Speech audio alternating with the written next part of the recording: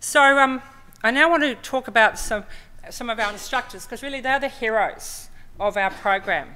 You know, I can bleat all I like from National Office, but where the rubber hits the road is with these instructors out in the field. And I've just picked 3 who have been real, what I call early adopters, and some of them have now become literacy champions on their sites and with their fellow instructors. And Susan will remember Gordon. Gordon was in the very first course that I did with Susan nearly 3 years ago now. And Gordon is a dyed-in-the-wool engineer, and he's also had a lot of training. I think he trained learners in Polytechs before he came to work with us in prison. And he's seen real significant increases, particularly in reading, which is really exciting. And I said to him one day, I said, your reading results for the last course were really good. I said, what are you doing? He said, oh, I just give them about 1,000 pages of engineering text to read, and then they have to write a report every week. And I mark that and I send it back, and he said, that's what I'm doing. I said, well, keep doing that because it's working. You know, some of it's not rocket science, but I think what Gordon's been really powerful at is taking literacy and numeracy and really burying it in projects. So he's here with photographs of 2 gravity-driven cars that 2 teams of prisoners had to make, and this is accessible project work. And they had to write the report, draw the technical diagrams, and do the calculations for gravity-driven cars, and I wouldn't know how to do that. But they've been trained how to do that, and he was their advisor in this project work. And he said he's never seen 10 so excited men in his life on race day as they raced them up and down the workshop floor. So, you know, big ups to him, because I think that he's really, you know, been at this for about a couple of years and really started to refine some things that really, really work. Our next chap is Andy Wood, I should say. He's a carpentry instructor at our Spring Hill facility. And Andy is one of the world's biggest skeptics about literacy and numeracy. He said, why did you send me on that course? He said, my literacy is not very good. And we said, well, so you can help your prisoners. And he was really sceptical, and the first couple of courses where we couldn't see much gain, and he had trouble with the assessment tool, and sort of long saga, but he's really started to take it on. And one of the training techniques that he uses is he gets his guys to make their certificate frame in the first week, and then he labels them and puts them away. And then they do 12 weeks of training on measurement and accuracy and square, and then he brings them out and he goes, here's your certificate frame, and they go, oh, mister, that's not mine, it's not square, I wouldn't make anything like that. So they take home an example of what not to do to remind them of what to do.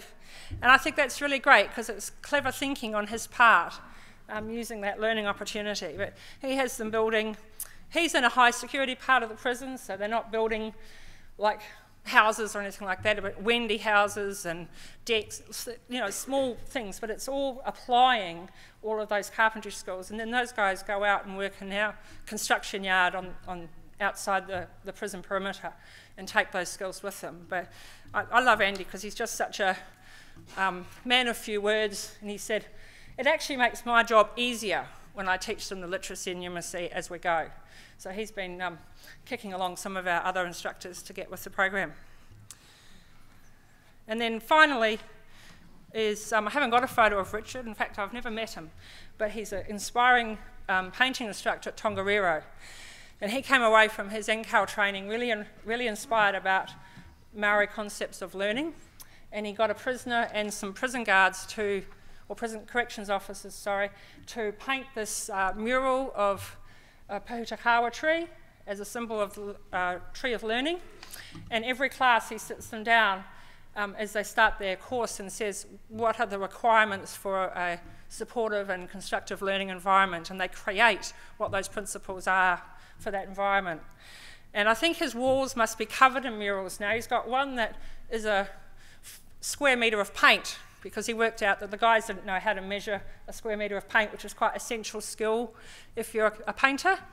So he painted that on the wall and showed them how to measure it. And then most recently, and it's the most exciting thing I've heard, is he had a young 18-year-old in his class who he said his work history involved sitting on the couch, watching TV and playing on the PlayStation, and was completely not engaged in the painting course. And then he saw him one day drawing pictures, and they were of these hot rod cars. And Richard said, would you like to draw and paint a to-scale car on one of my walls? So this guy got to it and skipped lunch and all sorts of stuff and just kept painting. And now he's very close to completing his qualification because he's re-engaged with his course. And I just think that's really what it's about, more than anything. So just to wrap up, the lessons learned, I think, are really critical. And there's a number there, but I'm just going to pick on a couple. I think, well, I've covered this really about the reading comprehension. I think it's a key aspect to our overall goal of reducing reoffending. And then the other thing is that there are significant risks, both physical and educational, in assuming learners' existing knowledge in literacy and numeracy. And we've seen plenty of examples where instructors work out that people actually can't measure, can't calculate volumes, speeds, temperature, and you know that sort of goes. It's interesting that it's such an eye-opener for our instructors, but it keeps showing up each time we train a new group. Like, oh, I never knew that they couldn't measure. I said, yep, don't assume. So the value of teaching those fundamental skills cannot be overemphasised. And again, I just want to cherry pick a few key points from best practice literacy and numeracy, or embedded literacy and numeracy that we're finding. The whole area of providing regular contextualised reading and writing homework, I think, is really key because you're building two sets of skills at the same time. The project-based learning with literacy and numeracy deeply embedded within it, and that's, again, bringing the engagement to the fore. And using the assessment tool to plan courses and interventions and resources, and that provides a solid basis for reflection. And to go back to Andy, I was looking at his gain reports for his last year of courses with him the other day over the phone, and you know, it was helpful for him to see where he was making really good progress with learners, and he was also able to say, well, that gives me something to go away and think about for my next course. So building that level of reflection amongst our instructors, I think, is really important. Obviously, hands-on learning is really, really important. Use of manipulatives and resources, because that's enduring learning. Anything that they've done with their hands remains as enduring learning. And finally, a bit of encouragement. A word of encouragement goes an extremely long way.